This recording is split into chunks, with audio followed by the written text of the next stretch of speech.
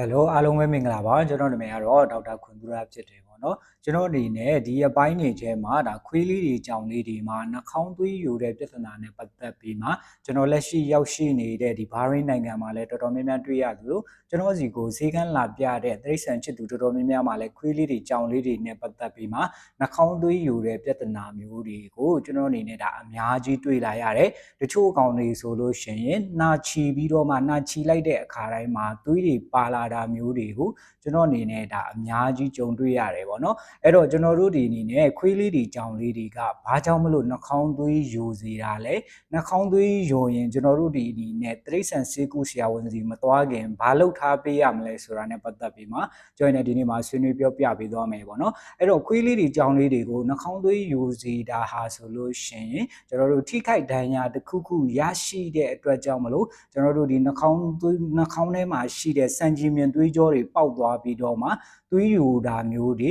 ကျွန်တော်တို့တွေ့ရနိုင်တယ်ပေါ့နော်ဘယ်လိုမျိုးသောအခြေအနေတွေလဲဆိုလို့ရှိရင်ဆိုင်ကယ်တွေကားတွေစိုက်ကားတွေစပိန်တွေဒါမျိုးပေါ့နော်တိုက်မိတဲ့အခါမျိုးတွေမှာဆိုလို့ရှိရင်ခွေးလေးတွေကြောင်လေးတွေမှာနှာခေါင်းသွေးယိုစေနိုင်တယ်လို့သူတို့စော့ရင်းနဲ့အခက်မတင်လို့နယံနဲ့တိုက်မိတာပရိဘောဂတွေနဲ့ထိခိုက်မိတဲ့အခါမျိုးတွေမှာဆိုလို့ရှိရင်လည်းနှာခေါင်းသွေးယိုတာမျိုးကိုကျွန်တော်တို့တွေ့ရလိမ့်မယ်ပေါ့နော်ပြီးရင်နောက်တစ်ခုကဘာလဲဆိုလို့ရှိရင်သူတို့တွေစော့ကစားနေရင်းနဲ့ဒီပြင်ပကပစ္စည်းတစ်ခုခုကနှာခေါင်းထဲကိုဝင်သွားတာမျိုးဆိုလို့ရှိရင်လည်းကျွန်တော်တို့ဒီနဲ့နှာခေါင်းသွေးယိုတာမျိုးတွေကိုကျွန်တော်တို့တွေ့ရနိုင်တယ်ပေါ့နော်ပြီးရင်နောက်တစ်ခုကဘာလဲဆိုလို့ရှိရင်ကျွန်တော်တို့ဒါယောဂါပေါ့နော်ယောဂါမှာဆိုလို့ရှိရင်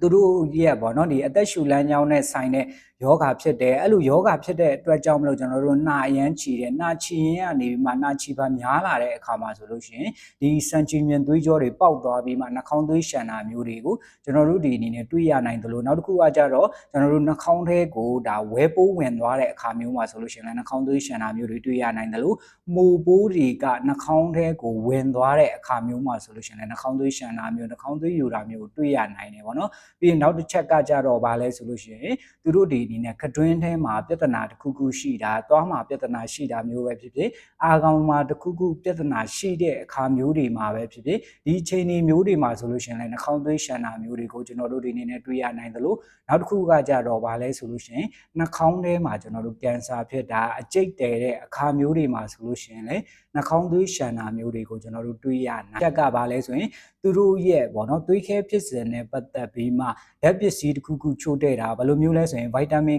K ချို့တဲ့အခါမျိုးမှာဆိုလို့ရှိရင်လည်းဒီနှာခေါင်းသွေးရှံတဲ့ပြဿနာမျိုးတွေကိုကျွန်တော်တို့ဒီအနေနဲ့တွေ့ရနိုင်တယ်ပေါ့နော်ပြီးရင်နောက်တစ်ခုကဘာလဲဆိုလို့ရှိရင်တွေးတိုးတဲ့အခါမျိုးတွေမှာဆိုလို့ရှိရင်လည်းခွေးလေးတွေကြောင်လေးတွေမှာနှာခေါင်းသွေးရှံတာမျိုးကိုတွေ့ရနိုင်တယ်ပြီးတော့နောက်တစ်ခုကဘာလဲဆိုလို့ရှိရင်ပတ်ဝန်းကျင်မှာပေါ့နော်လေးထူးထဲမှာလေးထူးကအရန်ကိုစိုးတိုင်းစားမပါဘဲနဲ့အရန်6တွေ့လွန်နေတာပဲဖြစ်ဖြစ်ဒါမှမဟုတ်လို့ရှိရင်ကျွန်တော်တို့သူခန္ဓာကိုယ်ထဲကသွေးဖိအားနဲ့ပြင်ပကဖိအားမညီမျှတဲ့အခါမျိုးမှာဆိုလို့ရှိရင်လည်းကျွန်တော်တို့နှာခေါင်းသွေးယိုတာနှာခေါင်းသွေးရှံတာမျိုးတွေကိုကျွန်တော်တို့ဒီအနေနဲ့တွေ့ရနိုင်တယ်ပေါ့နော်ပြီးရင်နောက်တစ်ချက်ကဘာလဲဆိုလို့ရှိရင်ဆေးဝါးတွေနဲ့ပတ်သက်ပြီးမှကျွန်တော်တို့ဒီအကိုက်ခဲပျောက်ဆေးတွေပေါ့နော်ဒီအကိုက်ခဲပျောက်ဆေးတွေပရိဇီဝဆေးတွေဒါမှမဟုတ်လို့ရှိရင်ကျွန်တော်တို့ကင်ဆာဖြစ်နေလို့ဒီဆေးသွင်းနေရတဲ့အကောင်မျိုးတွေဒါမှမဟုတ်လို့ရှိရင်ကျွန်တော်တို့ဒီမူတက်ဆေးတွေဒီကောင်မျိုးတွေဟာဆိုလို့ရှိရင်လည်းဒါနှာခေါင်းသွေးရှံတဲ့ side effect တွေရှိတယ်ပေါ့နော်ပြီးရင်နောက်တစ်ခုကဘာလဲဆိုလို့ရှိရင်ဟော်မုန်းဆေးတွေက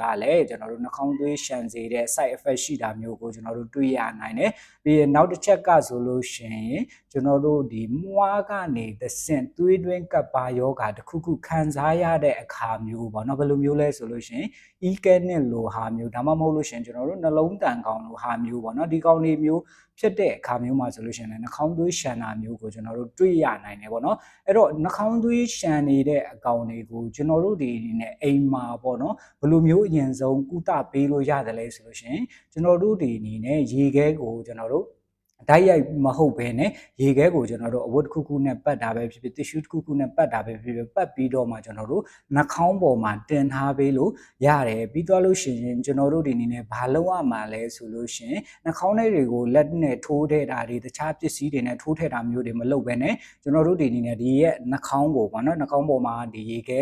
အဲ့ကိုတင်ထားပေးတာမျိုးပေါ့နော်ရေခဲကို tissue နဲ့ဖြစ်ဖြစ်ကျွန်တော်တို့ဒီအဝတ်စားနဲ့ဖြစ်ဖြစ်ပတ်ပြီးမှ